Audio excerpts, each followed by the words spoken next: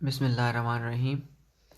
वैसे तो सारी साइंस ही एक दास्तान है तख्लीक की, एक ही इस तख्लीक की दास्तान है पूरी साइंस, फ़िज़िक्स से लेके बायोलॉजी तक, और बायोलॉजी से आगे चाहे और भी साइंस है। पता नहीं और इसके ऊपर और कौन कौन सी साइंसेस होंगी जो शायद अभी डिस्कवर होने भी बाकी हों। बहरहाल साइंस सारी तख्लीक की स्टोरी है, स्टोरी ऑफ क्रिएशन है। फिर स्टोरीज़ के अंदर और स्टोरीज़ हैं, ठीक, कहानी के अंदर फिर और कहानियाँ हैं, फिर उस कहानी के अंदर भी और कहानियाँ हैं, फिर उस कहानी के अंदर भी और हैं, ठीक है। तो केमिस्ट्री की जो कहानी है ना, उसके अंदर एक और कहानी है जिसको हम कहते हैं periodic table, a story with in a story. और ये एक ऐसी दास्तान है जिसमें इंसानों की जहानत का भी आपको मिलेगा कुछ कमाल, कि इंसानी जहन के कुछ क्या कमालात हैं, आपको तख्लीक का कमाल भी मिलेगा। और इस चैप्टर में आपको मिलेगा कि कैसे कैसे पूरी दुनिया ने मिलके एक पेज बनाने की कोशिश की साइंस की स्टोरी के सिर्फ एक पेज को, एक सफ़े को बनाने के लिए कितनी मेहनत लगी और कितने ही दुनिया के जहनों ने मुकाबला किया और किसको कामयाबी मिली। वो साइंस की दास्तान के एक सफ़े को बनाने में जो सबसे अहम सफ़ा है पूरी साइंस का, वो सफ़ा होता केमिस्ट्री की किताब में और किसी बुक में नहीं होता, लेकिन वो पूरी साइंस की दास्तान का अहम तरीन सफ़ा है, अहम तरीन पेज है, ठीक है। वो एक ही पेज, ये कंफर्म है, ये कंफर्म है, एक पेज से कम नहीं है, ज़्यादा भी नहीं है। पूरी साइंस की दास्तान का एक ही पेज है, और वो एक ऐसा पेज है जो पूरी दास्तान का फिज़िक्स से लेकर आगे तमाम साइंसेस में अभी तक जितना हमारा इल्म है उसमें सबसे कीमती और सबसे अहम पेज है। और उसके लिए पूरी दुनिया ने कोशिश की, और कौन कामयाब हुआ, कौन बनाने में, ठीक, और कैसे कामयाब हुआ, किसके हिस्से में आया हो, ठीक। अब थोड़ा सा कुछ पिछले चैप्टर का रह गया, वो देख के फिर हम इस पे आ जाएंगे, ठीक है। पीछे चलते हैं, हम थे आइसोटॉप्स के ऊपर। आइसोटॉप्स कुछ आखिरी टॉपिक्स में से एक ये भी टॉपिक है, पिछले चैप्टर का लास्ट टॉपिक आइसोटॉप्स। आपको याद होगा ये चार्ट हमने डिस्कस किया था। इलेक्ट्रॉनिक कॉन्फ़िगरेशन के बाद अगला टॉपिक है आइसोटॉप्स का। आइसोटॉप क्या होता है इसके बारे में आप सुन लें, किताब क्या कहती है, फिर हम आपको इसके लिए कुछ एक अच्छी एग्जांपल्स देकर इसको समझाने की कोशिश करेंगे। अमेजिंग बात यह है कि डाल्टन की एक और बात यहाँ फेल होने वाली है, ठीक है। एक तो डाल्टन की सबसे पहली और सबसे कॉन्फिडेंट बात जो थी ना उसकी, जिस पे उसको सबसे ज़्यादा एतमाद था कि एटम इंडिविजिबल पार्टिकल है, वो आपको पता है कि वो बात बुरी तरह से गलत साबित हुई है, ठीक। और दूसरी बात यह है कि उसकी अगली बात ये थी कि सारे एटम्स जो है ना वो आइडेंटिकल हैं, एक ही एलिमेंट के सारे एटम एक ही जैसे होते हैं। अब हम ज़रा इसको देखते हैं कि क्या लिखा हुआ है आइसोटॉप की डेफिनेशन में, ठीक है। डाल्टन की वो बात जहन में आ गई ना आपके? अब आप इसको पढ़ें। Isotopes are defined as the atoms of an element that have same atomic number but different mass numbers. Isotope की डेफिनेशन ऐसी होती है कि किसी भी एलिमेंट के वो एटम्स जिनका एटॉमिक नंबर सेम हो लेकिन उनका एटॉमिक मास नंबर डिफरेंट हो, ठीक, वो आइसोटॉप कहलाते हैं। मतलब सीधी सीधी बात है कि उनके प्रोटॉन बराबर हों, उनके न्यूक्लियस में पॉजिटिव चार्जेस बराबर हों, लेकिन उनके न्यूट्रॉन्स बराबर ना हों, ठीक है। अगर प्रोटॉन बराबर हैं तो इलेक्ट्रॉन्स भी बराबर होंगे, ठीक है। अगर प्रोटॉन 3 है तो इलेक्ट्रॉन भी 3 ही होंगे, ठीक है। लेकिन न्यूट्रॉन की तादाद बराबर ना हो, मसलन अगर इधर 2 हैं और इधर 3 हो जाए न्यूट्रॉन, ठीक, तो एटम की जो प्रॉपर्टीज़ हैं वो तो प्रोटॉन पे डिपेंड करती हैं और इलेक्ट्रॉन पे डिपेंड करती हैं, वो न्यूट्रॉन पे डिपेंड नहीं करती। क्यों? न्यूट्रॉन पे कोई चार्ज ही नहीं है, ठीक। न्यूट्रॉन तो न्यूट्रल पार्टिकल है।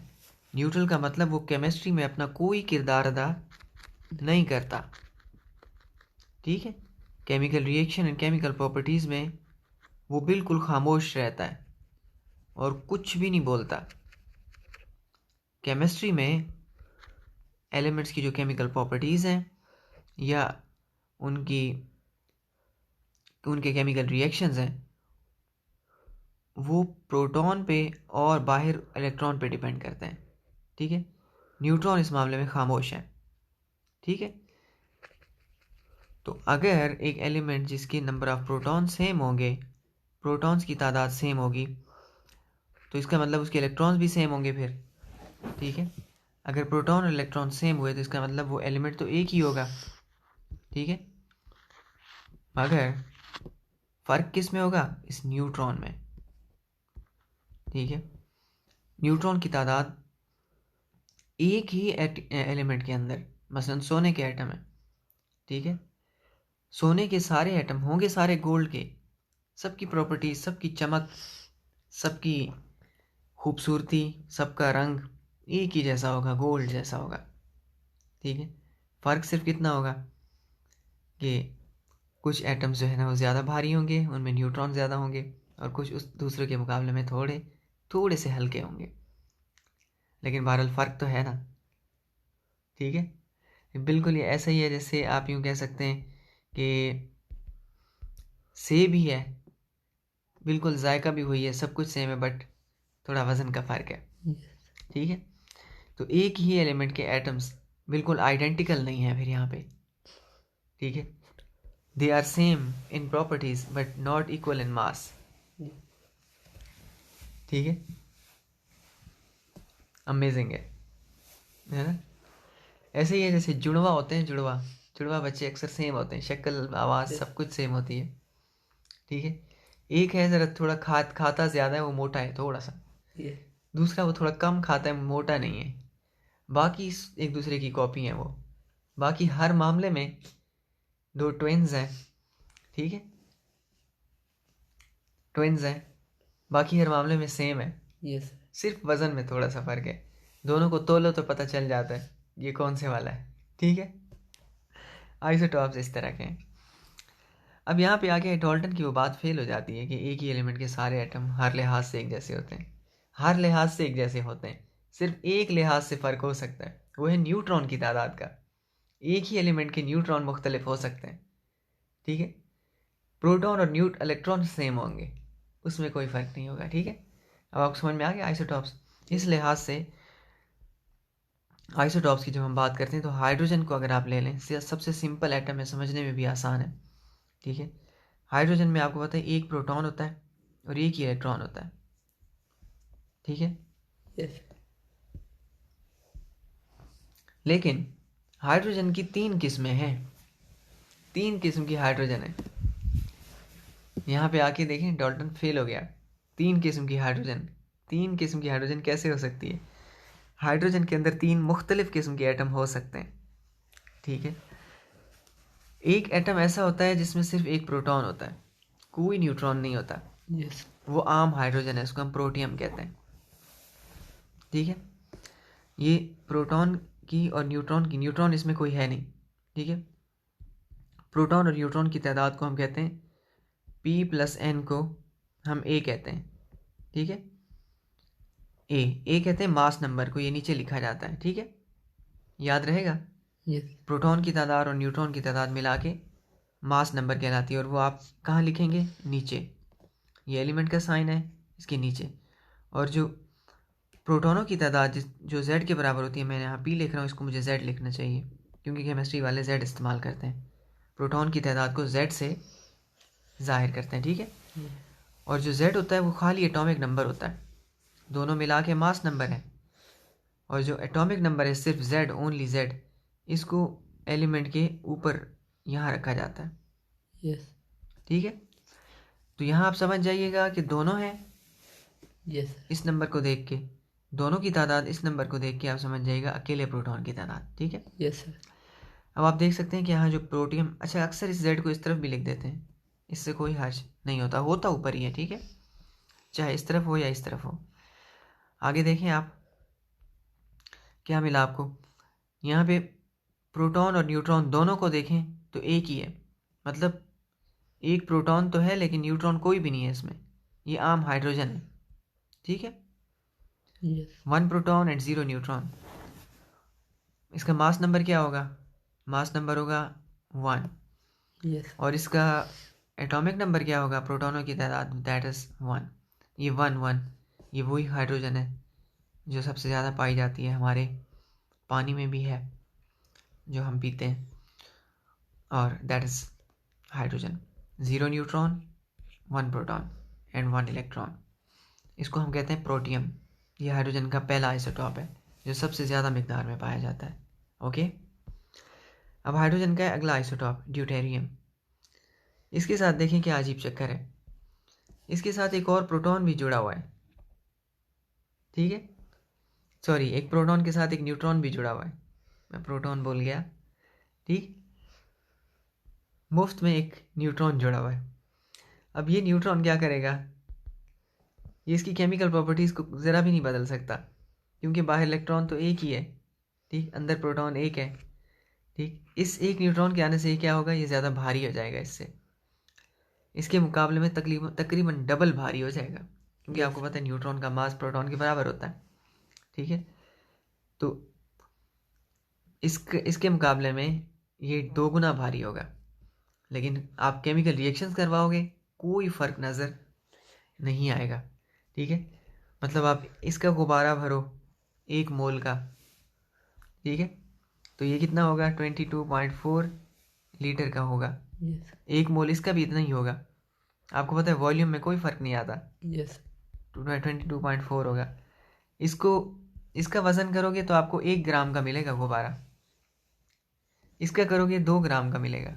यस अजीब बात है कि नहीं, है ये भी हाइड्रोजन, है ये भी हाइड्रोजन, है ये भी 1 मोल। ठीक है, यस सर। है ये भी 1 मोल। इसमें भी एवोगैड्रो नंबर के बराबर एटम है, इसमें भी एवोगैड्रो नंबर के बराबर एटम है। इसका मास आ रहा है 1 ग्राम, इसका मास आ रहा है 2 ग्राम। ये हैं आइसोटॉप्स। अजीब बात है, यस क्यों, क्योंकि इसके अंदर के एटम 2 गुने भारी हैं इसके मुकाबले में, वजह ये है। ठीक है, यस इसका मतलब ये हुआ, और केमिकल प्रॉपर्टीज सेम है। आप ऑक्सीजन से रिएक्शन करवाओ, ये भी पानी बनाएगा, ये भी पानी बनाएगा, लेकिन ये जो पानी बनाएगा वो H2O होगा।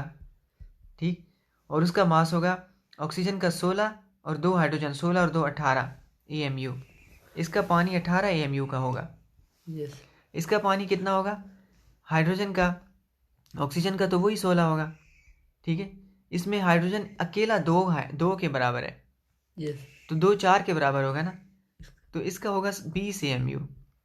यस अजीब बात है, एक ही पानी, एक ही पानी, एक ही मॉलिक्यूल है, एक हल्का एक भारी है। ये यहाँ पे आके देखें डाल्टन फेल हो जाता है। ठीक है, यस और बहुत साफ सुथरा फेल होता है, मतलब एक होता है ढकी छुपी बात होती है, यस नहीं बिल्कुल ओपनली। ठीक है, इसको हम कहते हैं ड्यूटेरियम, इसलिए हम इसके फॉर्मूले को फिर D2O लिखते हैं। हालांकि हम H2O लिख सकते हैं बट शनाख्त के लिए D2O। अब ये D कोई और एलिमेंट नहीं है, दैट इज़ हाइड्रोजन। ठीक है, पी भी सकते हो, सेम प्रॉपर्टीज़ होंगी, कोई बीमारी कुछ भी नहीं होगा। ठीक है,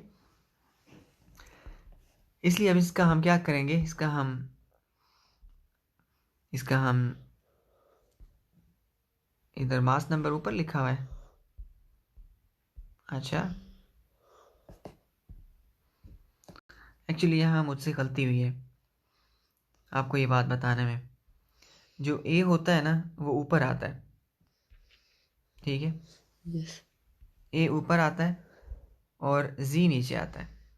ठीक है, ठीक है इसको मिटा देते हैं, ये आप याद रखिएगा। हालांकि ए भारी है, भारी वाला ऊपर आएगा। ठीक है, यस ए कैसे भारी है, ए में जेड और एन दोनों है, यस ठीक है, और ये ओनली जेड है, ठीक है, माजरत चाहते हैं, ठीक है, उल्टा बता दिया था। तो अब आप यहाँ देख सकते हैं ड्यूटेरियम का कितना है, मास नंबर 2 है। क्यों? Yes. क्योंकि इसमें एक प्रोटॉन है और एक न्यूट्रॉन भी है, यस 2 हो गया, और प्रोटॉन खाली एक ही है, ठीक है। तो Z इसका 1 हो गया और A इसका 2 हो गया, ठीक है, ठीक दैट इज ड्यूटेरियम। इसको भारी पानी भी कहते हैं, ठीक है, ड्यूटेरियम भारी पानी। हम जो पीते हैं वो H2O है, D2O नहीं है, ठीक है, ये कीमती होता है, थोड़ा महंगा मिलता है, ठीक है, इसको प्रिपेयर करना पड़ता है लैब में, ठीक है। निकलता आम पानी से ही है, लेकिन इसका इस्तेमाल जो होता है ना, वो एटमी तवानाई पैदा करने में इसका इस्तेमाल होता है, ठीक है, इसलिए ये बहुत महंगा होता है। यस अगर आप भी बनाएं लेबॉर्ट्री में तो आप बेच सकते हैं, बहुत महंगा बिकेगा, पता नहीं अब आम बंदों से कोई खरीदेगा या नहीं, सही। ट्राइटियम, अच्छा, अमेजिंग बात ये होगी कि आप जब उस पानी को तोलेंगे ना, ठीक है, वो भारी होगा, ठीक है, उसका 1 मोल 20 ग्राम का हो रहा होगा, अच्छा हाँ, इसका 1 मोल 20 ग्राम का बन रहा होगा, इसका 1 मोल 18 ग्राम का बन रहा होगा, 2 ग्राम का फर्क साफ वाजे नजर आएगा। यस हालांकि शीशी एक ही जितनी होगी, वो भी पानी है प्योर, ये भी पानी है प्योर, ठीक है, बट वो 2 ग्राम हल्का होगा, वो 2 ग्राम भारी होगा। वो जो एक्स्ट्रा 2 ग्राम है वो एक्स्ट्रा न्यूट्रॉन्स हैं Yes. उसके अंदर, जो उसमें नहीं है। अमेजिंग है कि नहीं। तीसरा और सबसे नायाब, अच्छा ये एक चीज़ बताऊँ आपको, ड्यूटेरियम दुनिया में कम क्वांटिटी में पाया जाता है, ठीक है, ज़्यादा मिकदार में यही हाइड्रोजन है, हल्का, ये कम है, और ये उससे भी कम है। एक तीसरा आइसोटॉप भी है, उसमें क्या है, एक प्रोटॉन के साथ 2 एक्स्ट्रा न्यूट्रॉन है, एक नहीं बल्कि 2 एक्स्ट्रा, यस और एक नया बन जाता है उसमें भी एक इलेक्ट्रॉन, बाकी प्रॉपर्टीज बिल्कुल सेम है, ठीक है, ये कहलाता है ट्रीटियम, इसका नाम है ट्रीटियम, इसमें 2 एक्स्ट्रा न्यूट्रॉन है, ठीक है, 2 एक्स्ट्रा न्यूट्रॉन का मतलब ये है, इसमें प्रोटॉन वही एक है लेकिन अब न्यूट्रॉन 2 हो गए, इसलिए अब इसका ए क्या हो जाएगा 3। कितनी अजीब बात है ना, कि ये 1 1 चला आ रहा है, 1 + 0 1 + 1 और 1 + 2, 1 + 1 इसका आता है 0, मास नंबर इसका आता है 2, सॉरी इसका आता है 1, इसका आता है 1, इसका आता है 2 और इसका आता है 3। ये हाइड्रोजन है, ये ड्यूटेरियम है और ये ट्रीटियम है। अमेजिंग बात है कि नहीं।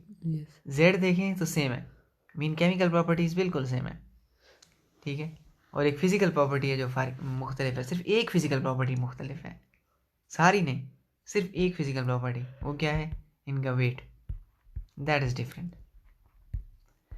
अब आप देख सकते हैं, ये देखें ट्रीटियम, जेड आपका वही 1 है, और अगर आप इसका बलून भरेंगे, ठीक है, तो ये भी उतना ही होगा मास में, सॉरी इसका वॉल्यूम भी उतना होगा 22.4, ठीक, 22.4 लीटर का होगा, और ये 3 ग्राम का होगा इसमें भी 1 मोल हो, तादाद भी इतनी ही होगी एवोगैड्रो नंबर के बराबर, तो लोगे ये गुब्बारा 3 ग्राम का होगा, ये भी हाइड्रोजन है, ये भी हाइड्रोजन है और ये भी हाइड्रोजन है। अमेजिंग बात है ना। इनको कहते हैं आइसोटॉप्स।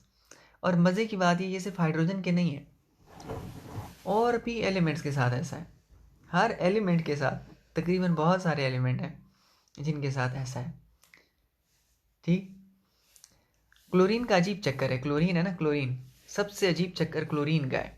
आपने एक सवाल करना चाहिए था आपको, मैंने आपसे कहा बच्चे, हालांकि बच्चे का हक बनता है वो सवाल करे जब कोई अजीब बात आए, लेकिन बच्चे सुन के हजम कर लेते हैं, पता नहीं क्यों ऐसा करते हैं आजकल के बच्चे। क्लोरीन है ना, इसका मास होता है 35.5, मैंने यूज़ भी किया था पिछले लेक्चर में, AMU, ठीक है, 35.5, 35.5। ये होना नहीं चाहिए, नहीं होना चाहिए ना भाई, या तो 36 हो, हाँ, यस ये 36 हो जाए, ये 35 हो जाए, ये 30.5 कहाँ से आ गया? कोई आधा प्रोटॉन आया है क्या? ये आधा न्यूट्रॉन आ गया क्या? सोचने की बात है ना। यस अजीब बात है कि नहीं? चले 0.1 हो सकता है या 0.01 हो, ठीक है, क्योंकि वो हो सकता है कि इलेक्ट्रॉन्स या कोई उसमें एनर्जी का भी की वजह से भी पड़ता है, फ़र्क पड़ जाता है थोड़ा सा, ठीक है। बट 0.5 बिल्कुल बीचों बीच आ रहा है। उसकी वजह यह है कि क्लोरीन के होते हैं, जो दुनिया में जो क्लोरीन पाई जाती है ना, वो 2 आइसोटॉप्स हैं उसके। एक का मास है क्लोरीन का, एक है 35 वाली और एक है 36 वाली, और दोनों की जो मिकदार है ना वो 50-50 है। सबसे बड़ा मसला ये है कि जब आप क्लोरीन भरते हो ना, 50% 35 होती है, 50% 36 होती है। अब क्या करें? अब ये रखेंगे तो भी गलत आएगा, ये रखेंगे तो भी गलत आएगा। फिर क्या करते हैं, दोनों का एवरेज निकाल लेते हैं, ठीक है। 35 और 36 के बीच में क्या आएगा? 35.5 आएगा ना, फिर यही रख लेते हैं। अब बात समझ में आई? यस सर ये चक्कर है। आइसोटॉप्स कार्बन के आइसोटॉप्स हैं, ठीक है, क्लियर हो गया ये आपको? अब हम हाइड्रोजन के आइसोटॉप्स के बारे में थोड़ा सा पढ़ भी लेते हैं। अलग अलग आइसोटॉप्स नहीं बताए गए इसमें, ठीक है, अच्छा किया उन्होंने, इतनी ज़्यादा तफसीलात की क्या ज़रूरत है, ठीक है। The naturally occurring hydrogen is combination of the three isotopes present in different abundances. The three isotopes of hydrogen are named protium, इस तरह होता है, ड्यूटेरियम इस तरह होता है, और ट्रीटियम इस तरह होता है. Each one of them has one proton, one electron, but number of neutrons are different as shown in figure. ये फिगर बड़ी इंपॉर्टेंट है, ठीक है। ये देखें, अब कार्बन के आइसोटॉप्स आ गए। कार्बन 12, ये देख लें आप, कार्बन 12 6, अब ये 6 सेम होगा, Z नहीं बदलेगा, इसका भी 6 है, इसका भी 6 है, और इसका भी 6 है, लेकिन A बदलेगा। कार्बन 12, कार्बन 13 और कार्बन 14, इसमें न्यूट्रॉन बराबर है, इसमें एक एक्स्ट्रा है, ठीक है, +1 एक्स्ट्रा है, और एक इसमें +1 एक्स्ट्रा है, ठीक है, +2 इसमें एक्स्ट्रा है, बल्कि 2, ओके। ये कार्बन के आइसोटॉप्स हैं, 6-6, 6-7 और 6-8। अच्छा, एक बात मैं आपको बताना भूल गया, कुछ आइसोटॉप्स होते हैं वो रेडियो एक्टिव होते हैं, उनसे शुआएं निकलती हैं। यस जो हाइड्रोजन का ये तीसरा आइसोटॉप है ना, इसमें से शुआएं निकलती हैं, ठीक है, खतरनाक शुआएं, यस अल्फा बीटा वगैरह। There are two stable isotopes of carbon, C12 and C13, and one radioactive isotope present in abundance, C14.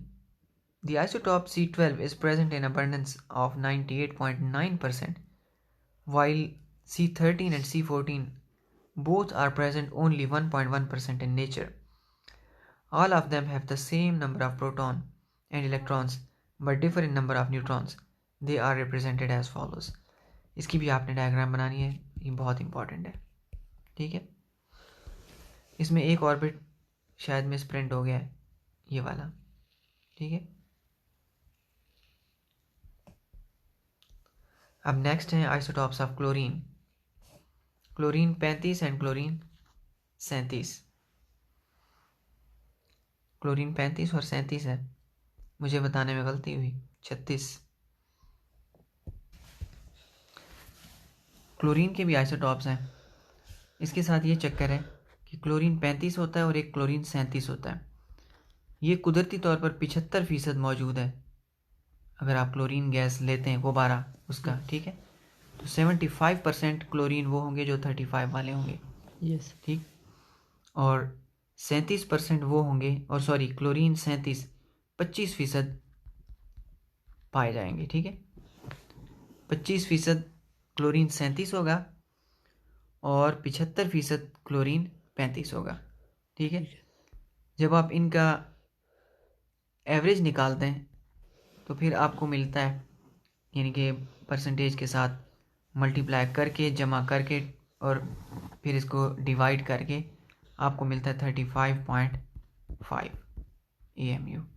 वरना आप देखें कि 0.5 में तो एक न्यूट्रॉन होता ही नहीं है, ठीक। क्लोरीन के एटॉमिक मास को देख के लगता है जैसे कोई आधा प्रोटॉन या आधा न्यूट्रॉन होगा इसमें, लेकिन आपको पता है आधा नहीं होता, ठीक है। वो इनका रिलेटिव मास, या एक तरह से आप यूँ कह लें इनका एवरेज निकालने में फिर ये 0.5 आ जाता है, ठीक है। ये इसके साथ अजीब चक्कर है क्लोरीन के साथ। इसको देख के आप कभी ये नहीं सोचना कि आधा प्रोटॉन या आधा न्यूट्रॉन है, ठीक है। अब ये समझिएगा कि कुछ एटमों में एक्स्ट्रा न्यूट्रॉन है और कुछ में नहीं है, इसलिए जिनमें है और जिनमें नहीं है उनका अगर आप एवरेज निकालेंगे तो फिर आप मैथमेटिकली 0.5 रखें तो ओवरऑल पूरे गुब्बारे का, पूरे बलून का जो मोलर मास है वो ठीक आता है, ठीक है। क्योंकि अगर हम भारी वालों को लें तो फिर मोलर मास ज़्यादा आएगा, हल्के वालों को लें तो मोलर मास कम आएगा, यस। तो एक्चुअल बीच में आएगा फिर, ठीक है। Yes. Isotopes of uranium. Uranium के आइसोटॉप्स काफ़ी ज़्यादा, नीचे वाले जो एलिमेंट्स होते हैं उनके फिर ज़्यादा होते हैं। जितना एलिमेंट भारी होगा उसके आइसोटॉप्स उतने ज़्यादा होंगे। 234, 235, 238। अब 238 सबसे ज़्यादा पाया जाता है कुदरती तौर पर, ठीक है। Is found in nature nearly 99%, 99% 238 है, ठीक। और एटम बॉम्ब इससे बनता है 235 से। ये कुदरती तौर पर बहुत कम होता है, ठीक है। फिर इसके लिए बड़ी कोशिश करनी पड़ती है, शुक्र है कम है, वरना सारे ही एटम बम बना के बैठे होते हैं, ठीक है। बहुत कम होता है कुदरती तौर पर। फिर एक कंट्री को भी सालों लगते हैं, ठीक है, ये निकालने में, ये वाला आइसोटॉप निकालते निकालते निकालते ताकि वो एक बॉम्ब बना सके, ठीक है। एक कंट्री को बड़ी स्ट्रगल करनी पड़ती है, इसलिए दैट्स नॉट इजी, ये आसान नहीं है यूरेनियम के आइसोटॉप्स। नेक्स्ट क्या है, चार्ट है, ओके। नंबर ऑफ न्यूट्रॉन्स, ठीक है। इसमें इन सारे आइसोटॉप्स के number of proton and number of neutron show किए गए इसमें, ठीक है। हाइड्रोजन का एक है, मास एटॉमिक नंबर भी एक, मास नंबर भी एक, प्रोटॉन एक है, न्यूट्रॉन 0 है, ठीक। ड्यूटेरियम में 1, 2 और 1, ठीक है। इसी तरह आप सबको देख सकते हैं। क्लोरीन 35 में क्या है देखें, प्रोटॉन 17, और क्लोरीन 37 में भी प्रोटॉन 17 है, क्योंकि दोनों प्रोटीन है, इसमें फ़र्क नज़र नहीं आएगा आपको। इसमें 35 दोनों की तादाद हो, इसमें दोनों की तादाद 37। प्रोटॉन तो 17 ही होंगे, न्यूट्रॉन में फ़र्क होगा, इसमें 18 है और इसमें 2 एक्स्ट्रा हैं, 20 हैं, ठीक है। इसलिए ये 35 बनता है और ये 37 बनता है, ठीक है। आगे बढ़ते हैं। यूरेनियम 235 को देख लेते हैं, जो बहुत ज़्यादा कीमती है इस मामले में दिफाई लिहाज से। 92 इसका मास नंबर, एटॉमिक नंबर है, और मास नंबर इसका 235 है। तो इसमें प्रोटॉन 92 होंगे और इसमें न्यूट्रॉन 143 हैं। एक चीज़ नोट की आपने कि प्रोटॉन जब एटम भारी होता जाता है तो न्यूट्रॉन बहुत ज़्यादा बढ़ते जाते हैं। शुरू में सेम होते हैं, बाद में सेम नहीं होते, न्यूट्रॉन ज़्यादा इस्तेमाल होते हैं। ये राज आपको बाद में समझ में आएगा, ठीक है। यूरेनियम 238। आगे बढ़ते हैं। एप्लीकेशन ऑफ आइसोटॉप्स साइंस में। अच्छा, आइसोटॉप्स के यूजेस बहुत ज़्यादा हैं, ये बात ना बताई जाए तो ज़्यादती हो जाएगी। आइसोटॉप्स के जो यूजेस हैं ना, वो radiotherapy in treatment of cancer, एक ब्रांच होती है, उसको रेडियोथेरापी और कीमोथेरापी कहते हैं। यस, ठीक है। उसमें क्या करते हैं, कैंसर को डायग्नोज भी करते हैं और उसका इलाज भी करते हैं, और उसमें आइसोटॉप्स इस्तेमाल करते हैं। कौन से वाले? रेडियो एक्टिव आइसोटॉप्स, ठीक है। ये इंसान के इलाज में इस्तेमाल होते हैं, यस, ठीक है। कैंसर के जो सेल्स हैं ना, उनको मारने के लिए खतरनाक आइसोटॉप्स बॉडी में इंजेक्ट किए जाते हैं, जो जाके जहाँ कैंसर टिश्यू होता है, ट्यूमर बन रहा होता है, कैंसर सेल बढ़ रहे होते हैं, अपनी तादाद बढ़ा रहे होते हैं, वहाँ पहुँच के आइसोटॉप्स, क्योंकि आपको पता है ये शुआएँ पैदा करते हैं, अल्फा बीटा एंड गैमा, ख़तरनाक शुआएँ जो एटम बॉम्ब में होती हैं, ठीक है। तो उस टिश्यू को किल किया जा सकता है, ठीक है। यस, इन शुआओं से क्या होगा, वो सेल मर जाएंगे, ठीक है। आप यूँ कह सकते हैं कि हम कैंसर को ख़त्म करने के लिए एटमी हमला करते हैं उस पर, ठीक है। कैसी खतरनाक बीमारी है, एटमी हमले से ख़त्म होती है जाके, ठीक है। लेकिन ये इलाज बहुत मुश्किल होता है और इंसान के दूसरे सेल्स पर भी बहुत बुरा असर पड़ता है, लेकिन जान बचाने के लिए ज़रूरी होता है, ठीक। देखें, for the treatment of skin cancer isotopes like P32, phosphorus 32, strontium 92 are used because they emit less penetrating beta radiations. For cancer, cobalt 60 बहुत तेज़ गैमा रेज पैदा करता है, ये affecting within the body is used because it emits strongly penetrating gamma rays. Cobalt 60 बहुत खतरनाक होता है, ठीक है। उसके बाद नेक्स्ट है ट्रेसर फॉर डायग्नोसिस। ट्रेसर वो होते हैं जो कैंसर का पता लगाते हैं। The radioactive isotopes are used as tracers in medicines to diagnose the presence of tumor in human body. Tumour कहते हैं कैंसर सेल का जो पूरा गुच्छा होता है ना, पूरा एक कैंसर सेल का पूरा टिश्यू जो होता है वो ट्यूमर कहलाता है। ये बॉडी में नॉर्मल सेल्स के साथ बन रहा होता है, ठीक है, नॉर्मल सेल्स के साथ। Isotopes of iodine 131 are used for diagnosis of goiter in thyroid gland. Similarly, technetium is used to monitor the bone growth. अब इन बीमारियों में goiter थायराइड ग्लैंड में इसको डायग्नोज करने के लिए इस्तेमाल किया जाता है, और टेक्नीशियम इस्तेमाल किया जाता है हड्डियों की ग्रोथ को डायग्नोज करने के लिए।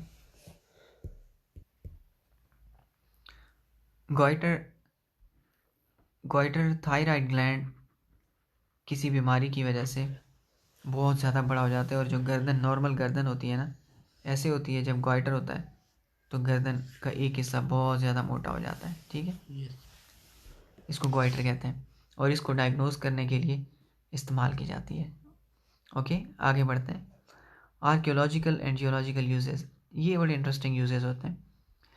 आर्कियोलॉजिस्ट जो होते हैं ज़मीन से खुदाई करके चीज़ें निकालते हैं, और जो जियोलॉजिस्ट होते हैं वो चट्टानों वगैरह को या और उनको जो फॉसिल्स मिलते हैं उनकी वो एज फाइंड आउट कर सकते हैं कि कितने पुराने हैं, ठीक है।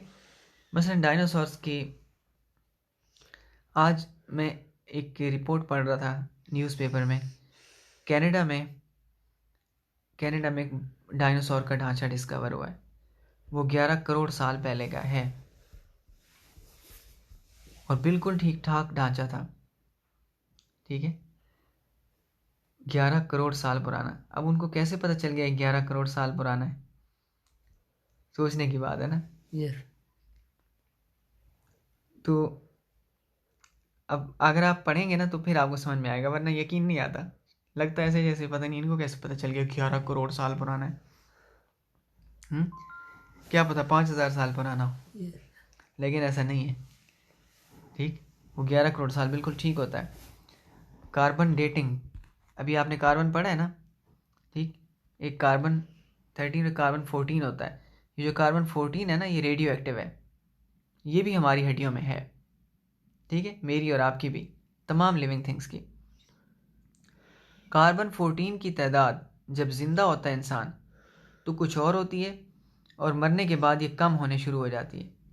ठीक है, कार्बन 14 डिक्रीज होना शुरू हो जाता है। ठीक है, ये डिक्रीज होते होते होते ये हमेशा डिक्रीज होता रहता है आफ्टर डेथ। ठीक है, इसलिए आप उस हड्डी को बहुत लंबे अरसे बाद आप कार्बन डेटिंग से C14 की मिकदार को मेजर करके पता लगा सकते हैं कि हड्डी असल में कितनी पुरानी है। हड्डी जितनी पुरानी होगी उसमें C14 उतना ही कम होगा, बाकी उतना ही होंगे। यस फ़र्क सिर्फ C14 को पड़ता है और किसी को नहीं पड़ता। ठीक है, हड्डी पुरानी होती जाएगी, C14 कम होता जाएगा। आप यूँ कह सकते हैं C14 एक घड़ी की तरह काम करता है। C14 की क्वांटिटी आपको उसकी डेट बता देगी। ठीक है, कि ये नमूना कितना पुराना है। The radio active isotope. ठीक है जी, अब ये बात तो समझ में आ गई होगी आपको। The age determination of old carbon containing objects fossils by measuring the radioactivity of C14 in them is called radioactive carbon dating और सिंपली कार्बन डेटिंग। इसको कार्बन डेटिंग कहते हैं। ठीक है, इस टेक्निक को C14 की मिकदार को मेजर करके आप किसी नमूने का पुराना होना मालूम कर लें, उसकी उम्र मालूम कर लें, असल एज मालूम कर लें, that is called carbon dating. Next use है chemical reaction and structure determination. Chemical reactions को और प्लांट्स वगैरह में ये तहकीक में बहुत ज़्यादा काम आता है। मसलन रेडियो एक्टिव एलिमेंट्स को शामिल कर दिया जाता है, और वो मसलन मैं पौधे में रेडियो एक्टिव एलिमेंट शामिल कर दूँ। ठीक, यस पौधे की जड़ों में उसको डालूंगा, पौधा इसको अब्जॉर्ब करेगा। फिर जब पत्तों में से शुआएं अल्फ़ा बीटा गैमा आने लगेंगी, मैं समझ जाऊंगा कि एलिमेंट वहाँ पहुँच चुका है। ठीक, वो बल्कि तने में जिस जिस जगह पहुँच रहा होगा ना, मुझे वहाँ से रेडिएशन मिलेगी। मैं देख सकता हूँ कि वो इस वक्त कहाँ है, इस वक्त कहाँ है, इस वक्त कहाँ है। अमेजिंग बात है ना। आगे बढ़ते हैं। Application in power generation.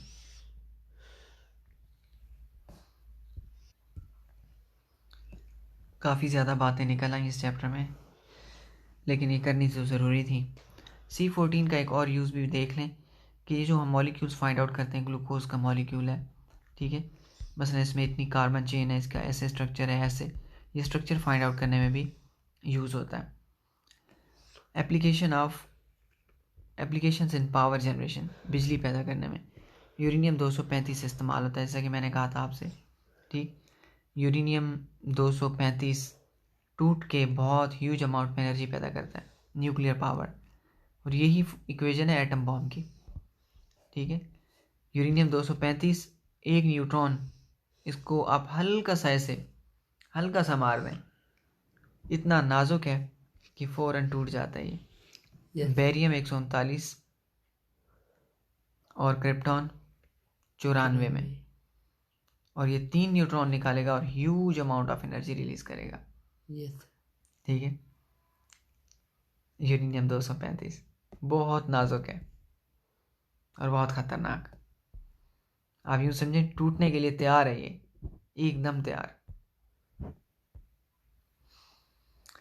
A large amount of energy is released which is used to convert water into steam in boilers, then drives turbines and generate electricity. This is peaceful use of atomic energy for development of a nation. इसमें क्या किया जाता है, इस reaction को use किया जाता है न्यूक्लियर रिएक्टर्स के अंदर। यूरेनियम 235 होती है, वो फिजन करती है, टूटती है, एनर्जी पैदा करती है, और उस एनर्जी को इस्तेमाल किया जाता है, उसमें पानी छोड़ा जाता है। ठीक, वाटर स्टीम बन जाता है, और वो स्टीम टरबाइन को चलाती है। ठीक है, और टरबाइन बिजली पैदा करती है। ठीक है, दुनिया में सबसे ज़्यादा इस तरीके से बिजली फ्रांस पैदा करता है, न्यूक्लियर एनर्जी। ठीक है, वो अपना आधे से ज़्यादा मुल्क इसी पे चला रहे हैं, न्यूक्लियर एनर्जी पे। Why do the isotopes of an element have different atomic masses? इनके क्यों डिफरेंट मासेस होते हैं? क्योंकि न्यूट्रॉन इनमें मुख्तलिफ होते हैं। How many neutrons are present? Carbon 12 और 13। इनमें न्यूट्रॉन में फ़र्क होता है, इसमें 20 होते हैं और इसमें इसमें 6 होंगे और इसमें 7 होंगे। Which isotope of hydrogen contains greater number of neutrons? किस में ज़्यादा न्यूट्रॉन है? ट्राइटियम में है। Give the example in each of the following use radioactive isotope in medicine और थेरेपी। मेडिसिन या थेरेपी में इनका यूजेस अभी डिस्कस किया है हमने। How is goitre in thyroid gland detected? Goitre कैसे डिटेक्ट किया जाता है? थायराइड ग्लैंड ना आयोडीन को यूज़ करता है। एक एलिमेंट होता है ना आयोडीन, जो हम खाते हैं, थायराइड ग्लैंड उसको यूज़ करता है। ठीक है, तो आयोडीन की रेडियो एक्टिव, अगर आयोडीन हम रेडियो एक्टिव वाला यूज़ करें, उसको बॉडी में इंजेक्ट करें, तो वो जाके थायराइड ग्लैंड में एब्जॉर्ब होगा। तो थायराइड ग्लैंड के ऊपर जो रेडियो एक्टिविटी है ना वो बढ़ जाएगी। ठीक है, तो फिर पता चल जाएगा कि गॉइटर कितना फैला हुआ है, थायराइड ग्लैंड का असल साइज कितना होना चाहिए और कितना बना हुआ है। ठीक है, तो आयोडीन का इस्तेमाल करके हम कर सकते हैं, क्योंकि आयोडीन थायराइड ग्लैंड में जाके एब्जॉर्ब होता है। ठीक है, डिफाइन न्यूक्लियर फिजन रिएक्शन, इस बारे में आप अपनी तहकीक मज़ीद भी कर सकते हैं। ठीक है, यकीनन ये बड़ा तहकीक वाला सवाल है, जितना मेरे नॉलेज में था मैंने आपको बता दिया। ठीक है, when U-235 breaks up, it produces large amount of energy. How is this energy used? इसको कैसे यूज़ किया जाता है? अभी मैंने आपको जैसा कि बताया कि इस एनर्जी से वाटर को स्टीम बनाया जाता है, स्टीम से टरबाइन को चलाया जाता है और टरबाइन से इलेक्ट्रिसिटी पैदा की जाती है। How many neutrons are produced in the fission reaction? Fission reaction में 3 निकलते हैं मोस्टली, और कम से कम 2 निकलते हैं। ठीक है, 235 fission produces 2 atoms of which element? एक बेरियम होता है और एक क्रिप्टॉन होता है। ठीक है, एक बेरियम था और एक क्रिप्टॉन था। नेक्स्ट है testing prevailing theories bring about change in them. Peaceful theories. इस पूरे पैराग्राफ में मुझे कोई लाइन मज़े की नहीं लगी। बस इसमें यही लिखा हुआ है कि साइंस में नई थ्योरीज आती रहती हैं और इंसान का नॉलेज बढ़ता जाता है। ठीक, सिर्फ एक लाइन है जो मुझे थोड़ी अच्छी लगी है।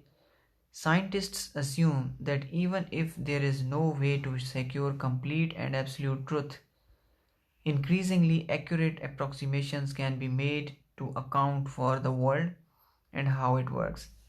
कि साइंसदान ये मानते हैं कि कोई ऐसा तरीका नहीं है कि हम किसी चीज़ की मुकम्मल हकीकत तक पहुंच सकें। ठीक, फिर क्या होता रहता है कि ज़्यादा पहले से बेहतर थ्योरीज आती रहती हैं। ठीक, और उनकी वजह से हमारा नॉलेज इस दुनिया के बारे में थोड़ा बढ़ता रहता है कि कैसे काम करती है। मतलब कि साइंसदान इसमें ये बताया गया कि साइंसदान मानते हैं, इस लाइन में ये बताया गया कि साइंसदान ये मानते हैं कि वो किसी भी चीज़ की कि एब्सोल्यूट ट्रुथ तक नहीं पहुंच सकते, असल हकीकत तक नहीं पहुंच सकते, एब्सोल्यूट ट्रुथ। ठीक है, ये जो क्यों होता है ना, ये अक्सर एब्सोल्यूट ट्रुथ होता है। क्यों क्यों क्यों, अच्छा ये क्यों हुआ, ऐसे हुआ, फिर ये क्यों हुआ, ऐसे हुआ। ठीक है, इसलिए हुआ। क्यों क्यों का जवाब ना बहुत मुश्किल हो जाता है। ठीक है, अगर आप क्यों को फॉलो करें वो फिर एब्सोल्यूट ट्रुथ तक जाती है, फिर वहाँ साइंस फेल हो जाती है। एक पॉइंट ऐसा आता है कि फिर साइंस नहीं जवाब दे सकती। ठीक है, बल्कि अगर इस लाइन को इस तरह बयान किया जाता तो ज़्यादा बेहतर होता, पहले से बेहतर नहीं। हर थ्योरी में मिस्टेक्स होती हैं, कमियां होती हैं, नुक्स होते हैं। ऐसा नहीं कि रदरफोर्ड के मॉडल में नुक्स था, बाकी एक्यूरेट है। ठीक है, आप आगे पढ़ेंगे कि बोर का मॉडल उसमें क्या नुक्स है। ठीक है, वो तो बताया नहीं गया ना आपको फिर। ठीक है, पूरी साइंस में ही नुक्स है। ठीक है, वो नुक्स निकाले जाते हैं। ठीक है, हर बार आपने देखा होगा वो चावल या दाल पकाने से पहले ख़वातीन क्या करती हैं, उसमें से चुन चुन के चीज़ें निकालती हैं जो दाल नहीं होती। या चावलों में से वो चीज़ें चुन के निकाल कर फेंक देते हैं जो चावल नहीं होते। तो हक है ना, उसके साथ बातिल इस तरह मिक्स हुआ है। ठीक है, साइंस के अंदर भी हक भी है और बातिल भी है, सच भी है और झूठ भी है। yes, ठीक है, तो फिर ये थ्योरीज के ज़रिए हमेशा कुछ एक थ्योरी कुछ बातिल को निकालती है, दूसरी कुछ बातिल को निकालती है, तीसरी कुछ बातिल को निकालती है। बहुत लंबा प्रोसेस है, आखिर में सिर्फ सच रह जाता है। ठीक है, अब हम नए चैप्टर की तरफ आते हैं। काफ़ी ज़्यादा टाइम लग गया, माजरत चाहते हैं हम। ठीक, लेकिन पता नहीं चलता। देखें, सफ़र है ना, इसमें आप भी मुसाफिर हैं, हम भी मुसाफिर हैं। मुसाफिर को पता नहीं होता कि अगला स्टेशन कब आएगा। ठीक है, periodic table and periodicity of properties. अब हम इसमें कुछ थोड़ा सा आगे बढ़ेंगे। ठीक है, फिर हम लेक्चर को मुकम्मल कर देंगे। ठीक, और फिर हम मज़ीद फिर नेक्स्ट लेक्चर में इसको पढ़ेंगे। हम इसका तारुफ हासिल करने की कोशिश करते हैं, इसको स्टार्ट करते हैं। Periodic table and periodic properties, दो टॉपिक हैं इसमें। क्या है? Teaching periods and assessment periods and weightage. अच्छा, इंट्रोडक्शन, इस चैप्टर का इंट्रोडक्शन पढ़ते हैं। इंट्रोडक्शन में क्या है? In 19th century, chemists devoted much of their efforts in attempt to arrange elements in a systematic manner. These efforts resulted in discovery of periodic law. On the basis of this law, the elements known at that time were arranged in the form of a table which is known as periodic table. One of the significant features of the table was that it predicted the properties of those elements which were not even discovered at that time. The vertical column of that table were called groups and horizontal lines were called periods. That orderly arrangement of elements generally coincided with their increasing atomic numbers. The periodic table contains huge amount of information for scientists. बिल्कुल, मुझे आखिरी line बहुत ज़्यादा अच्छी लगी है, सच है ये बात। कोई चार्ट, कोई इक्वेशन, कोई चीज़, पूरी साइंस में ना सबसे खूबसूरत सफ़ा, सबसे कीमती सफ़ा पीरियोडिक टेबल है। yes, और इस सफ़े को बनाने में पूरी दुनिया ने मुकाबला किया। ठीक है, और एक बंदे को कामयाबी मिली, और बड़ी लंबी जिद्दोजहद थी सिर्फ इस एक को बनाने में, एक सफ़े को बनाने में, जिसको हम पीरियोडिक टेबल कहते हैं। ठीक है, इसमें इसी का तज़किरा है। 19वीं सदी में पैराग्राफ में यही लिखा हुआ है। 19वीं सदी में जो कीमियादान थे, केमिस्ट थे, वो कोशिश में थे कि हम इन एलिमेंट्स को, जो एलिमेंट्स डिस्कवर हो चुके थे, बहुत सारे एलिमेंट्स डिस्कवर हो चुके थे और हो भी रहे थे लैब्स में, लेकिन उनमें कोई तरतीब नहीं थी, समझ में नहीं आ रहे थे कि ये कैसे हैं, इनकी क्या प्रॉपर्टीज़ हैं, इनका आपस में क्या ताल्लुक़ है। ख़ास तौर पर इनका आपस में बाहिमी ताल्लुक़ समझ में नहीं आ रहा था, और पूरी दुनिया के साइंसदान लगे हुए थे कि हम इनको अरेंज करने में कामयाब हो जाएं। जब वो अरेंज हो गया तो पीरियोडिक टेबल की शक्ल निकली। ठीक, पीरियोडिक टेबल में हॉरिजॉन्टल लाइंस होती हैं, इस तरह के ग्रुप्स होते हैं। ठीक है, वर्टिकल लाइंस होती हैं, ग्रुप्स होते हैं, हॉरिजॉन्टल लाइंस होती हैं, ये ग्रुप्स कहलाते हैं, और इस तरह की लाइंस इसमें पीरियड कहलाते हैं। ठीक है, यूँ छोटे पीरियड भी होते हैं, दरमियाने पीरियड भी होते हैं, और लंबे लंबे पीरियड भी होते हैं। ठीक है, नीचे जो दो होते हैं वो असल में वो इनके साथ होते हैं। ठीक है, तो इस तरह इनको पीरियड्स कहते हैं। हॉरिजॉन्टल लाइंस को, वर्टिकल्स को ग्रुप्स, और हॉरिजॉन्टल को पीरियड्स कहते हैं। ठीक है, yes, periodic table. With the discovery of periodic table, the study of individual properties of the known elements is reduced to study of a few groups.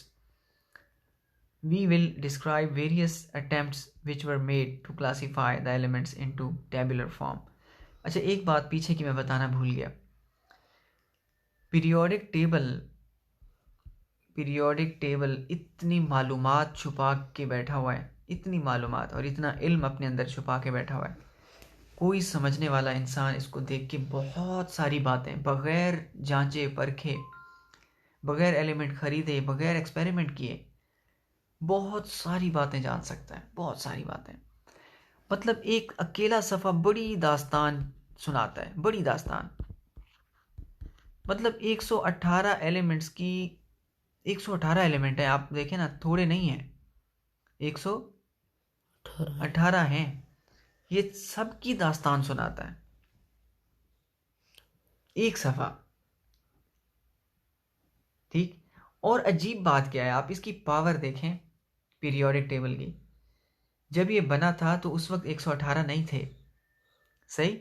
Yes उस वक्त कम discover हुए थे, 60-70 के दरमियान थे। ठीक है, आप यूँ कह सकते हैं कि तकरीबन 50%, आधे डिस्कवर हुए थे, आधे उस वक्त डिस्कवर नहीं हुए थे। ठीक है, ये आधे से कुछ ज़्यादा हुए होंगे। तो जो डिस्कवर नहीं हुए थे ना, ये उनकी भी खबर देता था कि कौन कौन आएगा। अजीब बात है कि नहीं? यस कौन कौन से एलिमेंट्स आगे डिस्कवर हो जाएंगे और उनकी क्या प्रॉपर्टीज होंगी। कुछ अजीब लगा आपको? यस पीरियोडिक टेबल से जो डिस्कवर नहीं हुए थे उनको डिस्कवर करने में भी मदद मिली और उनकी प्रॉपर्टीज भी, कि उनकी खूबियाँ क्या होंगी। यस ठीक है, डिस्कवर करने में बड़ी हेल्प मिली। That's why periodic table is so amazing. और इसका क्या फ़ायदा हुआ पीरियोडिक टेबल का? पीरियोडिक टेबल की वजह से 118 एलिमेंट्स पर तहकीक आसान हो गई। बजाय इसके कि हम एक एक एलिमेंट पे तहकीक करते, हमने एक एक ग्रुप पे तहकीक की, काम जल्दी सिमट गया। ठीक, हमने इनको ग्रुप्स बना बना के पूरे पूरे ग्रुप को स्टडी करते थे। हैलोजेंस, ठीक, अल्कलाइन अर्थ मेटल्स, अल्कलीज, इन ग्रुप्स के नाम हैं, आगे आप पढ़ेंगे। अब इसका कुछ तारीखी पस मंज़र है। आगाज़ किया डोब्राइनर ने, फिर न्यूलैंड आ जाता है, और फिर उसके बाद मेंडलीव, और फाइनल कामयाबी मेंडलीव को मिली। मेंडलीव रशियन स्कूल टीचर था ये, इसके सर पे ताज सजा पीरियोडिक टेबल डिस्कवर करने का। ठीक, इसको पढ़ते हैं। इनकी बाकी सफ़र को हम नेक्स्ट में डिस्कस करेंगे। ठीक है, नेक्स्ट लेक्चर में मेंडलीव का ज़रा ये पढ़ लेते हैं कि मेंडलीव था कौन। ठीक है, क्योंकि अगली दास्तान का हीरो यही है, मेंडलीव। डिमिट्री मेंडलीव 1834 से 1907 was a Russian chemist and inventor. He was the creator of first version of periodic table of element. With the help of the table, he predicted the properties of elements yet to be discovered.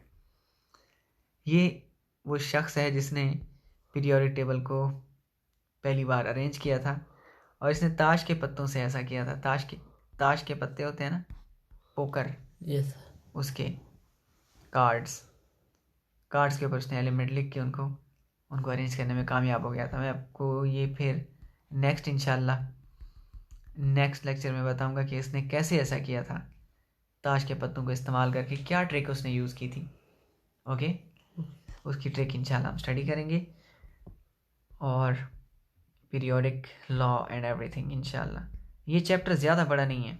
Yes I hope ये जल्दी finish हो जाएगा इंशाल्लाह, क्योंकि इसमें दो ही चीज़ें हैं। हम पीरियोडिक टेबल को पढ़ेंगे, यहाँ तक आके ख़त्म हो जाएगा पेज नंबर 56 पे।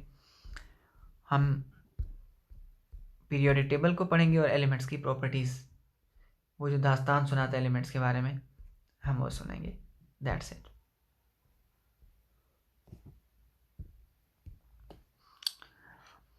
अब हम बाकायदा एक तलाश का सफ़र शुरू कर रहे हैं, एक ख़जाने की तलाश। आपने ख़जाने की तलाश वाले कोई कार्टून देखे या कोई कहानियाँ पढ़ी हैं? बहुत सारी कहानियाँ होती हैं ख़जाने की तलाश के बारे में। ख़जाने की तलाश में बहुत सारे लोग निकलते हैं, लेकिन किसी एक को मिल जाता है, बाकियों को नहीं मिलता है। इसमें कई नाकाम लोग होंगे इस स्टोरी में, पीरियोडिक टेबल की स्टोरी में। सबको शामिल नहीं किया गया। ठीक, Yes. बस एक आपको चखाने के लिए कि और लोगों ने क्या क्या गलत अटैम्प्ट्स की थी। उसमें एक डुब्राइनर था और एक न्यूलैंड था, लेकिन गलतियाँ भी साइंस में कीमती होती हैं। Yes. ये बात सच है। साइंस में गलत थ्योरीज़ बहुत इम्पॉर्टेंट होती हैं। अगर गलत थ्योरीज़ ना आए ना तो सही थ्योरीज़ नहीं बन सकते। वो आपने देखा होगा ना, पुरानी इमारत को तोड़ के उसके मलबे को इस्तेमाल किया जाता है, Yes. ठीक है। नई इमारत बनाने के लिए उसको फिलिंग की जाती है उसके ज़रिए, ठीक। पुराना मलबा बहुत यूज़फुल होता है, वो फेंकने के लिए नहीं होता। उसी की बुनियादों पे नया महल तामीर होता है, ठीक है। यहाँ भी कुछ ऐसा ही है, ठीक है। इनकी नाकामियाँ किसी की कामयाबी की बुनियाद बनी, ठीक है। सबसे पहले डुब्राइनर को देखें कि उसने क्या कोशिश की और कामयाब नहीं हो सका। German chemist Dobereiner observed relationship between atomic masses of several group of three elements called triads. In these groups, the central or middle element had atomic mass average of the other two elements. One triad group example is that of calcium 40, strontium 88, and barium 137. The atomic masses of strontium is average of the atomic masses of calcium and barium. Only a few elements could be arranged in this way. This classification did not get wide acceptance. German Dobereiner ने क्या किया था, उसने 3-3 का group बनाया, ठीक। वो group ऐसे बनाता था कि बीच वाला जो एलिमेंट होता था ना ग्रुप में, Yes. बीच वाले एलिमेंट का जो मास होता था वो पहले का और आखिरी का एवरेज होता था। मतलब 40 और 137 का एवरेज निकालो तो 88 आएगा और वो स्ट्रोंशियम का मास है, Yes. ठीक। तो 3-3 के फ्रेंडली ग्रुप बना रहा था इस तरह, वो एलिमेंट्स को इस तरह अरेंज करने की कोशिश कर रहा था, इस तरह। Yes. उसका ग्रुप 3-3 का था। उसको लगा शायद 3-3 के ग्रुप्स में ही क्रिएटर ने इनको बनाया है, Yes. ठीक। बट ये बात सच नहीं थी, इसलिए ये चंद एक में तो कामयाब हो सका, बाकी एलिमेंट्स को वो इस तरह अरेंज नहीं कर पाया, इसलिए उसकी क्लासिफिकेशन को ज़्यादा पजीराई हासिल नहीं हुई। लोगों ने इसको ज़्यादा एक्सेप्ट नहीं किया। मतलब जैसे ना देख के कहते हैं यार मज़ा नहीं आया, ठीक है। Yes. अगर सारे इसी तरह हो जाते, ठीक है। जैसे आप हमारी उंगलियां देखें, ये 3-3 का है ना ट्राइएड, ठीक है।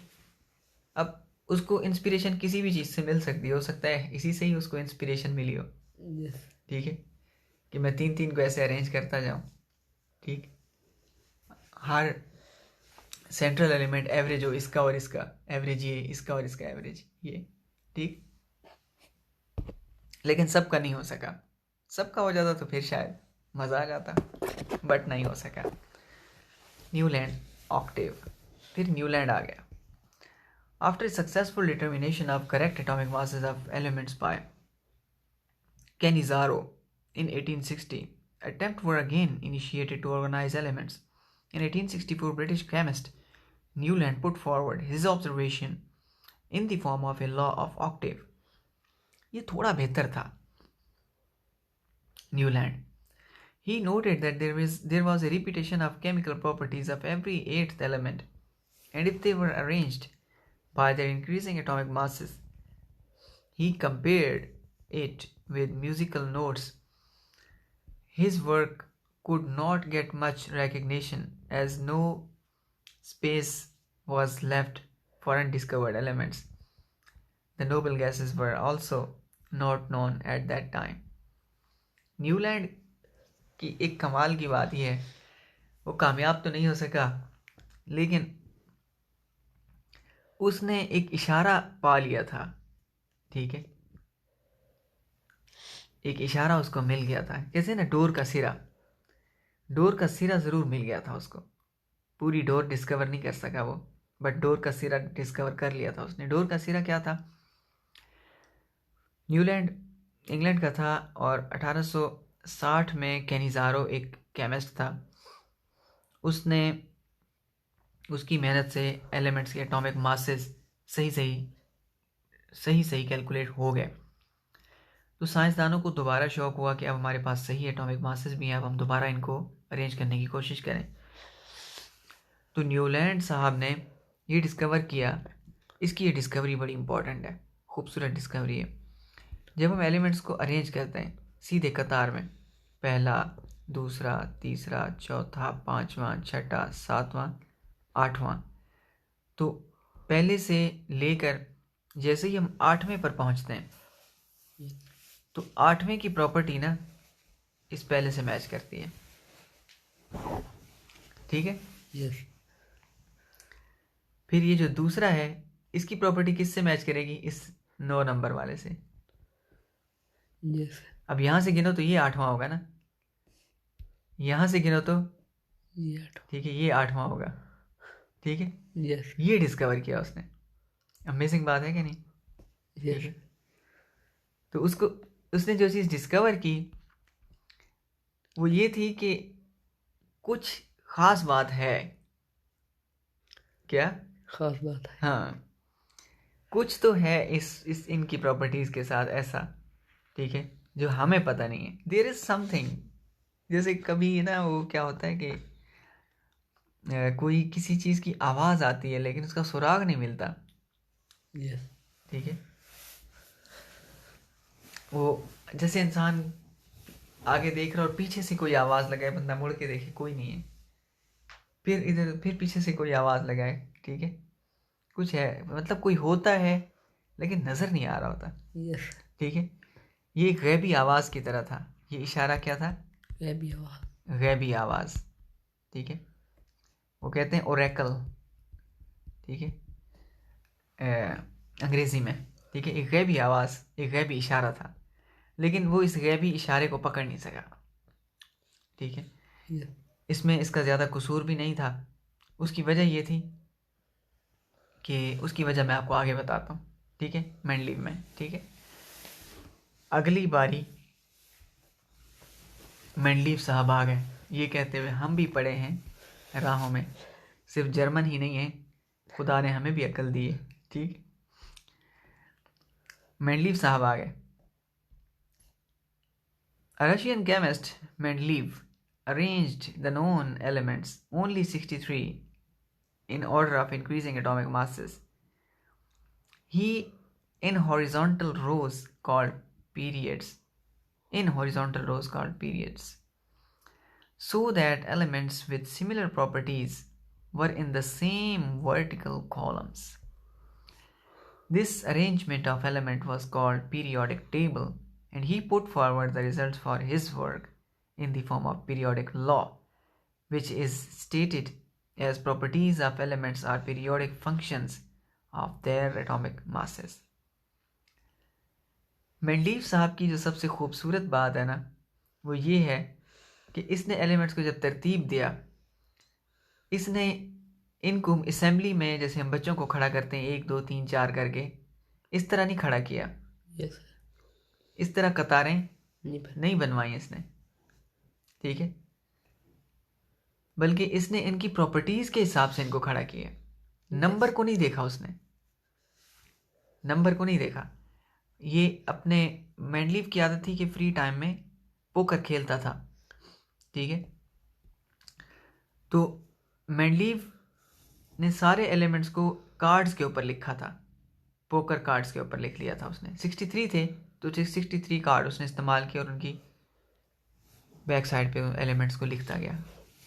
एलिमेंट्स को लिखा उसने, उनके मासेस को भी लिखा। सिर्फ 2 ही चीज़ें लिखी उसने, एलिमेंट और उनका मास। अब उसने नंबर पे ध्यान नहीं दिया। यस ठीक है, उसने क्या किया, उसने पहले एक मास के लिहाज से एक कतार बना ली।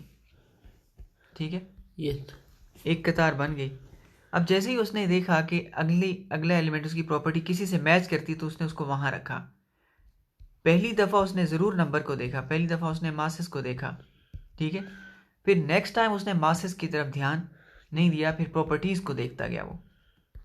ठीक है, और प्रॉपर्टीज़ में रखता गया।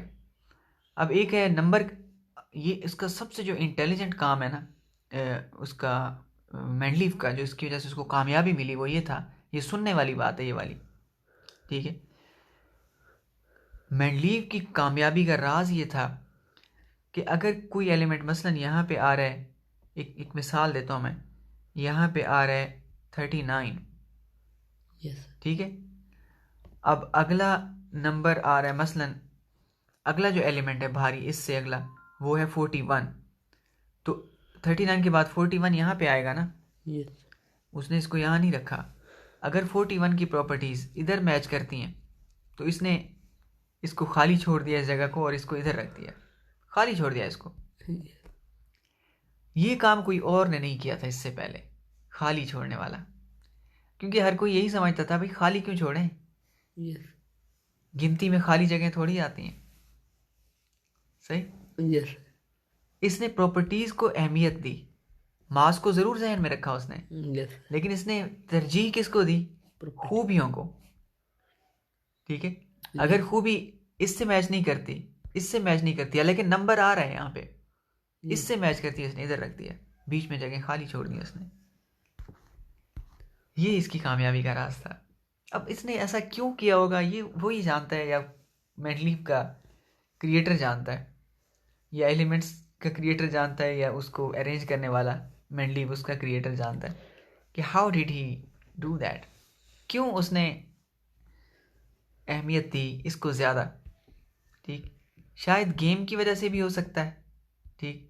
अलग अलग इंसानों की जो तरबियत होती है अलग अलग माहौल में होती है, ठीक है, और वक्त भी होता है, ठीक है। कोई वक्त होता है किसी बंदे का, वो उसमें वही हीरो होता है उस वक्त में, ठीक है।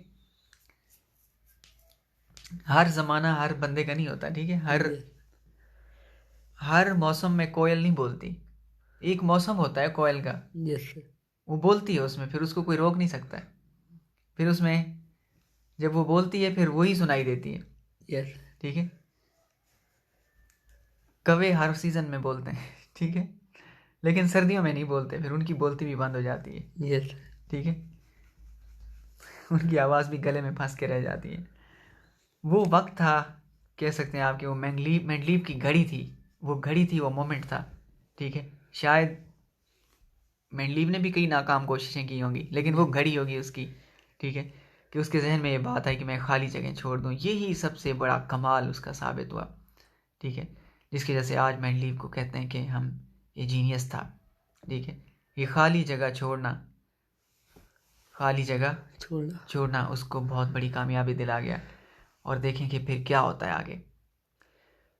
उसने जब खाली जगह छोड़ी तो क्या हुआ, असल में ग्रुप्स बन गए, फिर क्या बन गए, ग्रुप्स। तो 8 ग्रुप्स बन गए, तो 9वें की प्रॉपर्टीज मैच कर रही थी। यही गलती थी उसकी, न्यूलैंड की। यस अगर न्यूलैंड ने इधर किया होता ना, जैसे मैंने आपको न्यूलैंड के बारे में बताया, ये कि 8वें की प्रॉपर्टीज मैच करती हैं, ये गलत था। यस असल में 8वें की नहीं करती थी, उस वक्त नोबेल गैसेस डिस्कवर नहीं हुई थी, ये खाली जगह थी, असल में 9वें की मैच करती थी। समझ में आई आपको ये बात? यस क्योंकि नोबेल गैसेस थी नहीं और खाली जगह छोड़ने पर वो राजी नहीं था, तो इसलिए उसको लगा कि 8वें की मैच करती हैं, हालांकि 9वें की मैच करती हैं। ग्रुप 8 है, एलिमेंट 9वां होता है, यस 9 नंबर का, उसकी मैच करती हैं, ठीक है। लेकिन इसने खाली जगह छोड़ी, ये समझ गया कि ग्रुप असल में 8 है, ग्रुप 8 है, प्रॉपर्टी 9वें नंबर की मैच करेगी, ठीक है। यस एक कदम से हार गया बेचारा न्यूलैंड, ठीक है। खैर उस वक्त इतने एलिमेंट डिस्कवर भी नहीं हुए थे, एक ज़माना होता है, एक इंसान को नवाजना होता है, ठीक। इसके टाइम पे 63 डिस्कवर हो चुके थे, मतलब आधे से कुछ ज़्यादा डिस्कवर हो चुके थे। उससे पुराने लोगों के पास इतने एलिमेंट्स थे ही नहीं, ठीक है, कि उनके जहन में कोई इतना पक्का आइडिया बनता। आगे बढ़ते हैं, प्रॉपर्टीज़ ऑफ, अब इन ग्रुप्स को अरेंज करने के बाद जब मेंडलीव ने देखा तो उसने वो समझ गया कि इनकी जो प्रॉपर्टीज़ हैं वो पीरियोडिक फंक्शन है, उनमें एक पीरियोडिक एक तरतीब वार एक फंक्शन है। फंक्शन ऐसी चीज़ को कहते हैं जो एक तरतीब में उसमें तब्दीली आए, बदले, लेकिन एक तरतीब के साथ बदले, ऐसी चीज़ को हम फंक्शन कहते हैं। आप अगर कोई फंक्शन में जाएं, स्कूल का कोई फंक्शन हो आप देखें, तो उसमें एक तरतीब होगी, ठीक है।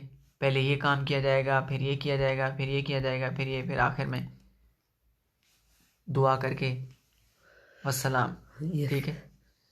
अगर खाना खिलाना होगा, अक्सर मजहबी महफिल में आखिर में खाना भी खिलाते हैं, Yes. तरतीब में होता है, ठीक है।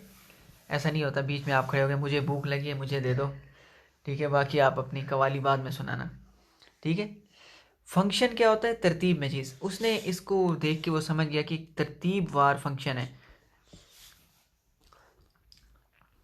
जो पीरियड क्या होता है साइंस में, फिजिक्स में हम कहते हैं कि पेंडुलम का टाइम पीरियड, इक्वल टाइम के बाद, बराबर वक्फे के बाद एक जैसी तब्दीली है, उसको पीरियोडिक फंक्शन कहते हैं। तो मेंडलीव समझ गया कि जो एलिमेंट्स की जो प्रॉपर्टीज़ है ना, ठीक है, वो एक बराबर वक्फे के बाद फिर रिपीट होती हैं, Yes. फिर बराबर वक्फे के बाद फिर रिपीट होती हैं। ये पीरियोडिक फंक्शन था उसका, ठीक है। एलिमेंट्स की प्रॉपर्टीज़ उनका पीरियोडिक फंक्शन है उनके एटॉमिक मासेस का, एटॉमिक मासेस का। That was periodic law. Mendeleev कामयाब हो गया। Although Mendeleev periodic table was the first ever attempt to arrange the elements, yet it has a few demerits in it. His failure to explain the position of isotopes and wrong order of atomic masses of some elements suggested that the atomic masses of an element cannot serve as the basis of arrangement of elements. Mendeleev ने अहमियत number को नहीं दी थी, उसने अहमियत properties को दी थी। Yes. इस वजह से उसने कहीं एटॉमिक मासेस को गलत भी रखा था, लेकिन वो एटॉमिक मासेस को ज़रूर उसने नज़र में रखा था, लेकिन तरजीह उसने नहीं दी थी। और उसने एटॉमिक मासेस की बुनियाद पे, क्योंकि वो अरेंज, उसकी एटॉमिक मासेस को उसने शुरू में कंसीडर किया, बाद में इतना नहीं कंसीडर किया, तो ये उसकी गलती थी। लेकिन एक चीज़ है, उसकी गलती नहीं भी थी। उसकी वजह ये एटॉमिक नंबर जो था ना उस वक्त, जेड कि प्रोटॉनों की तादाद क्या है, एग्जैक्ट डिस्कवर नहीं हुए थे, Yes. ठीक है। और आपको पता है न्यूट्रॉन की तादाद जो है ना वो वेरिएबल होती है। न्यूट्रॉन बदलते हैं, एक ही एलिमेंट में बदलते हैं, Yes. इसलिए न्यूट्रॉन्स के हिसाब से तरतीब देना बड़ा मुश्किल काम है। तो मेंडलीव का एक लिहाज से कोई ज़्यादा कसूर नहीं है इस मामले में, ठीक है। तो वो फिर किसी और के हिस्से में आनी थी वो वाली कामयाबी, ठीक। और आइसोटॉप्स के बारे में और कहा जा रहा है, और क्या कहा जा रहा है कि एलिमेंट्स की बुनियाद पे उसने जो एटॉमिक मासेस की बुनियाद पे जो तरतीब दी थी वो ज़्यादा फ़ायदेमंद चीज़ नहीं थी। फिर जब एटॉमिक नंबर डिस्कवर हुए थे तो फिर इसको रीअरेंज किया गया था पीरियोडिक टेबल को, ठीक है। 1913 में जाके ऐसा हुआ, बहुत बाद में जाके एटॉमिक नंबर एग्जैक्ट डिस्कवर हुए एक्सरेज की डिस्कवरी के साथ, ठीक है। फिर इसलिए उस पीरियोडिक टेबल को, लेकिन रूल वही था, सिर्फ एक लफ्ज़ बदल गया था। वो ये कि इसने कहा था periodic function of the atomic masses था ना, ये एक लफ्ज़ बदल गया। मोज़ले आया, उसने इसको क्या किया, एटॉमिक नंबर्स कर दिया। अब आपको पता है कि एटॉमिक नंबर बहुत एक्यूरेट होता है, वो तो एक एक बढ़ता है, ठीक है, उसमें कोई गैप नहीं होता, ठीक है। एक प्रोटॉन का फ़र्क पड़ता है, साथ में एक प्रोटॉन के साथ एक और इलेक्ट्रॉन आता है और एक नया एलिमेंट बन जाता है, बिल्कुल नई खूबियों के साथ। Yes. क्या कमाल है, हाँ, कमाल है कि नहीं है? Yes. आप यूँ समझें ये एक एक खाना है, ठीक है। एक प्रोटॉन, हाइड्रोजन, दो प्रोटॉन, साथ में दो न्यूट्रॉन डाल दिए, ठीक है। ये देखो आप, ये चीज़ है, ये आपके पास प्रोटॉन हो गया ना, Yes. बहुत सारे प्रोटॉन रख लो, ठीक है। प्रोटॉनों का डब्बा है, ठीक है, बहुत सारे ढेर लगा हुआ है तुम्हारे पास, ये ढेर लगा दो तुम, और इधर तुम्हारे पास न्यूट्रॉन्स हैं, ठीक है, Yes.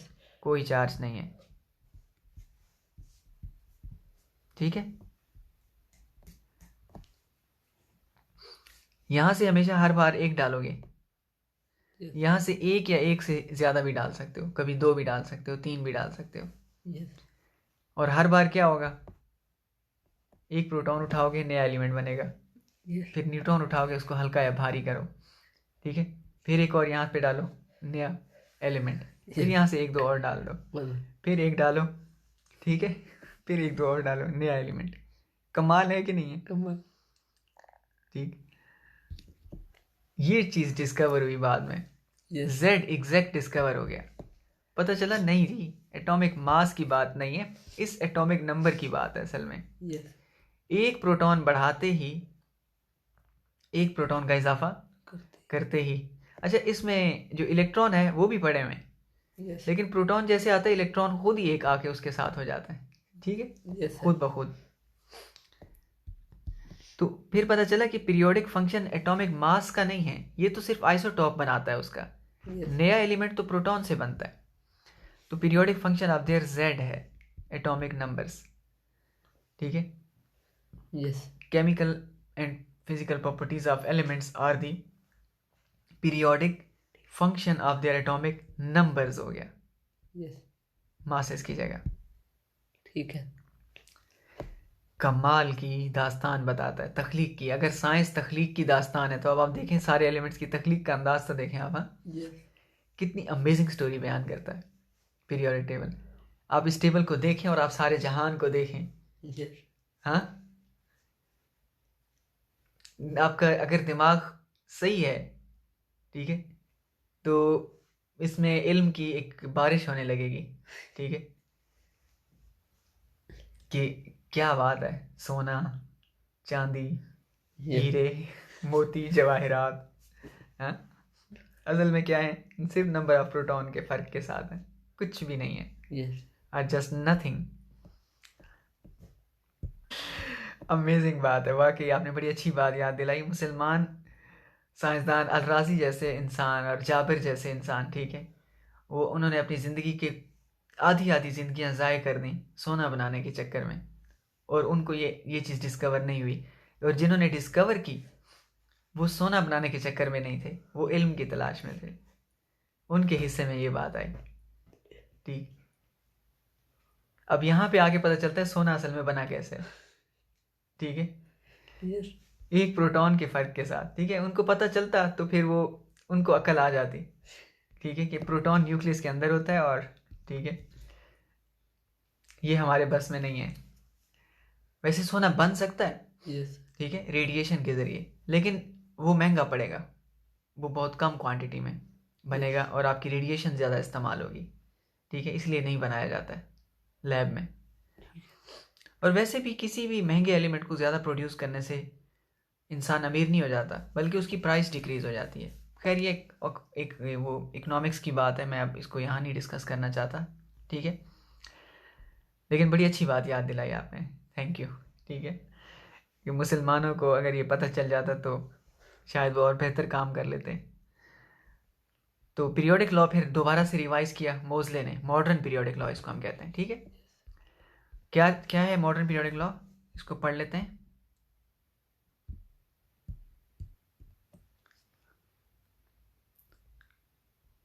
तो फिर क्या तब्दीली आई 1913 के बाद, जस्ट इसको यहाँ पे फिर फिनिश कर देंगे हम, और उसके बाद फिर हम मॉडर्न पीरियोडिक टेबल को डिस्कस करेंगे। सिर्फ मॉडर्न पीरियोडिक लॉ मैं आपके सामने पढ़ देना चाहता हूँ, ठीक, ताकि आपको ये पता चले कि मेंडलीव का काम कहाँ जाके मुकम्मल हुआ, ठीक है।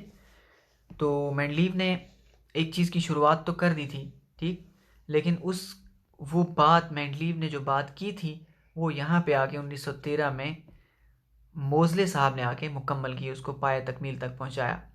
लेकिन इस काम से मेंडलीव का क्रेडिट कम नहीं होता, मैं समझता हूँ।